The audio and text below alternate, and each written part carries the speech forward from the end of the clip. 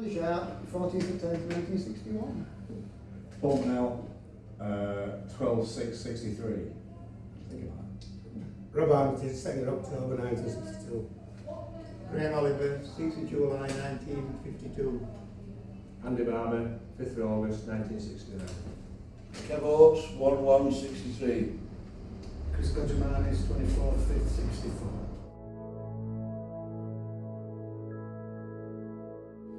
Well, junior school's Doncaster Road School, then Highgate, then I'm to Holgate, I'm 11 years old, and that's where I met these two vagabonds, so Alien first, then Warguest.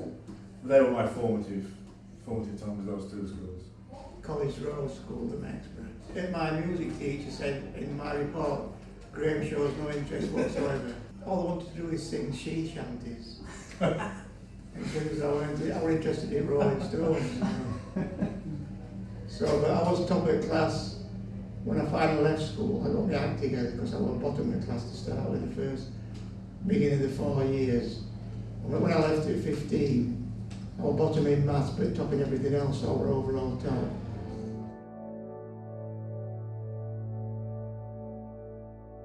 When I were at Holgate, we were in the top form, and it was first year comprehensive, but there were still grammar school teachers there.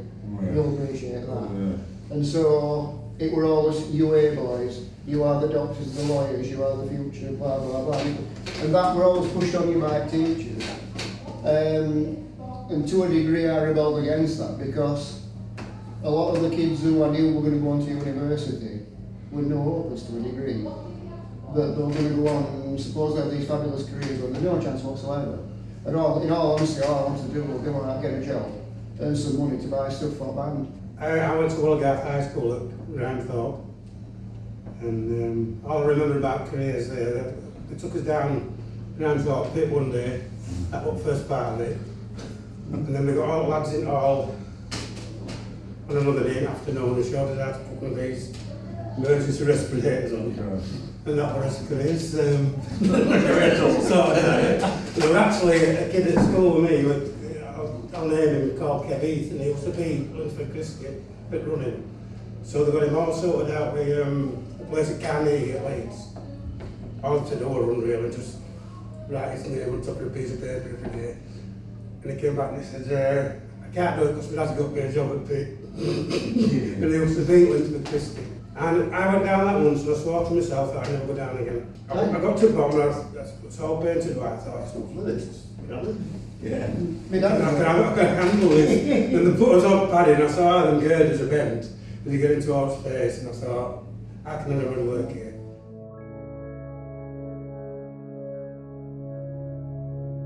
I've got 3 brothers and sisters who are all obsessed with music.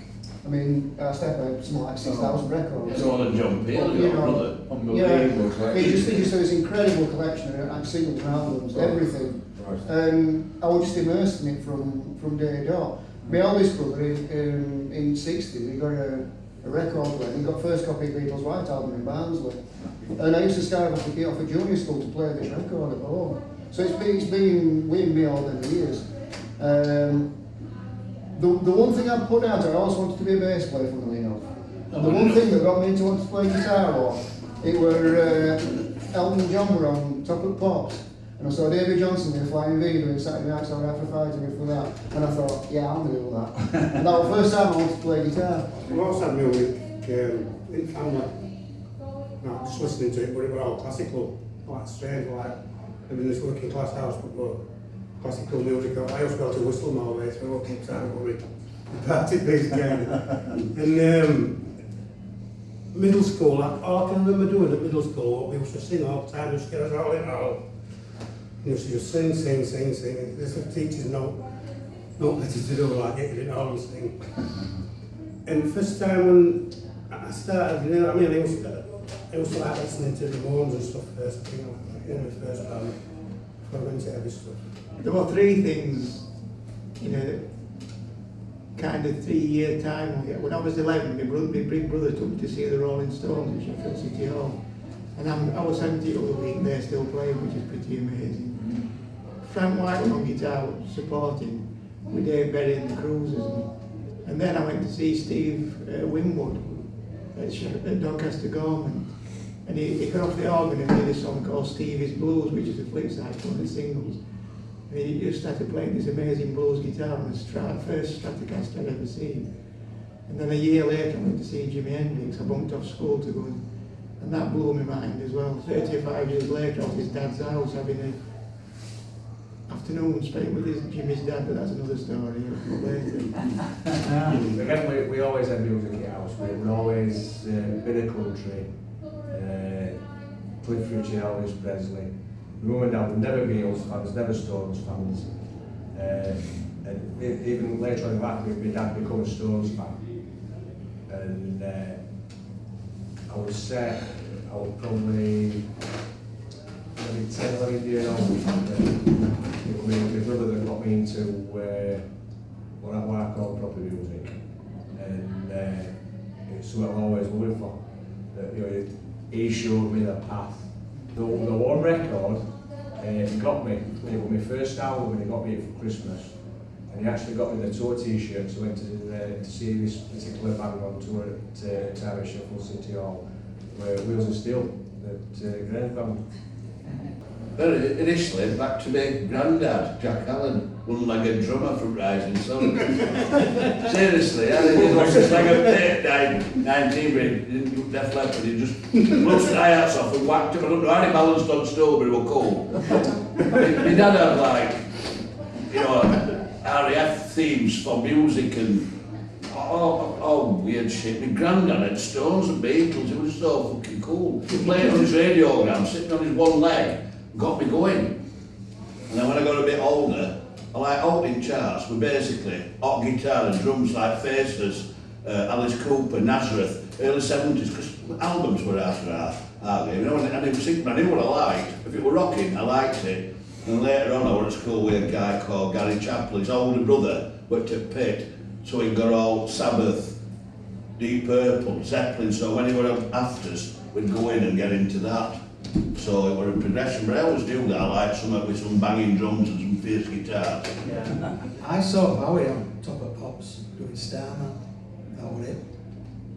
Just wanted to do that. I never seen anything. I mean, I'm only young, but it stayed with me. I never seen anything like that, let alone heard anything. It was just fantastic. And Nick Monson's a hero to this day.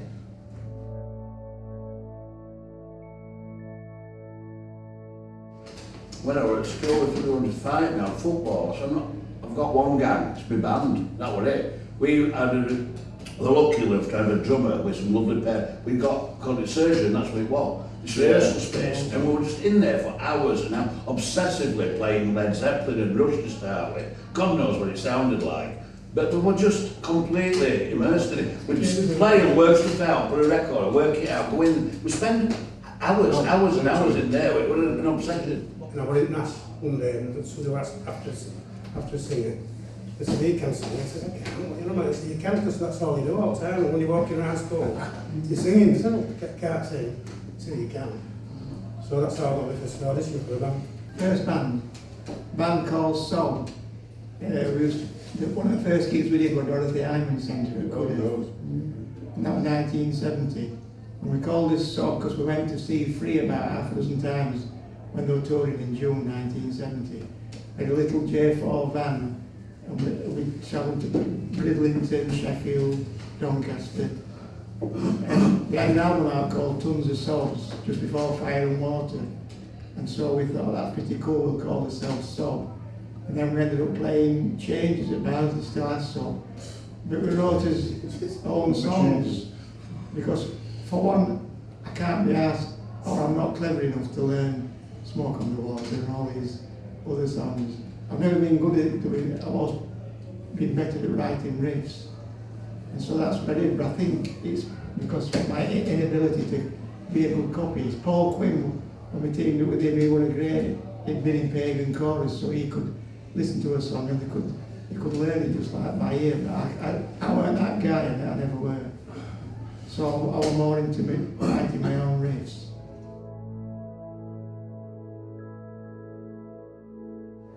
Judas Priest, can't remember, yeah, British Steel, Iron Maiden, I mean, City Hall, Sheffield City Hall. And it's just reminding, I think it's true, it's Rush City Hall, that's 78.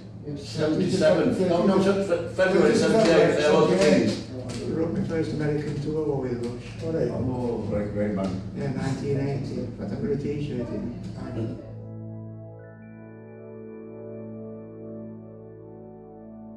Portcullis, Tobyjuk, Centenary rules. Well, that's pretty much it for myself. And we did Civic with Frank White as guest band once, Frank White band. And we even did a movie, a Roy Gallagher movie, where we had the screen and the projector and the film and shot a movie for people to see, and then we played after that. That was in Centenary rooms upstairs. I think 150, 200, yeah. I think, I'm not sure what the fire rates were. Probably a lot less than that, but we've played with 150 people that has been around. Literally stepped onto the stage, and I've got photos in there where literally the lights are on like lanterns next to your head, and that's how close. It's only 8 foot high, floor to ceiling. So it's a tiny stage. We used to book it, well, me and Paul were 14, Yeah. and we did that, and we're having us gigs there, and Lyndon and Nasher from Dance Society used to do a rock disco, and we'd play us shit. That's right. And then a guy came along, one I've known for ages, called Mark Nicholson. His uncle Tommy were running Trackie Club, he called it, National Reserve, but it was Trackie Club. Basically a working men's club. We were doing, no, I knew what they were doing. You know, you and your mates and your band, you can come and have your gig and do a rock disco. Basically, we're selling out today beer to teenagers, but we loved it. With our scene, we clubbed us records together. Yeah. We were all community, it were organic. Chris Sedgwick. It used to be every other Saturday, then every Saturday, Thursday.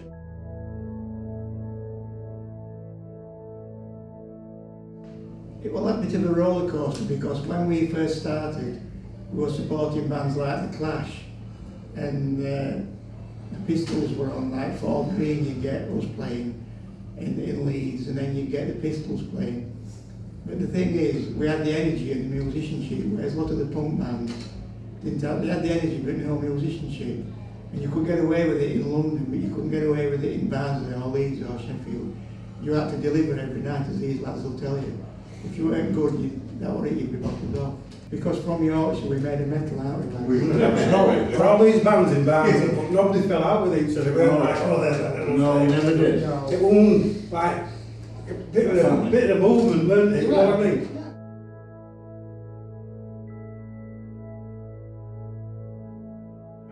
I found that record companies had a big downer on English bands.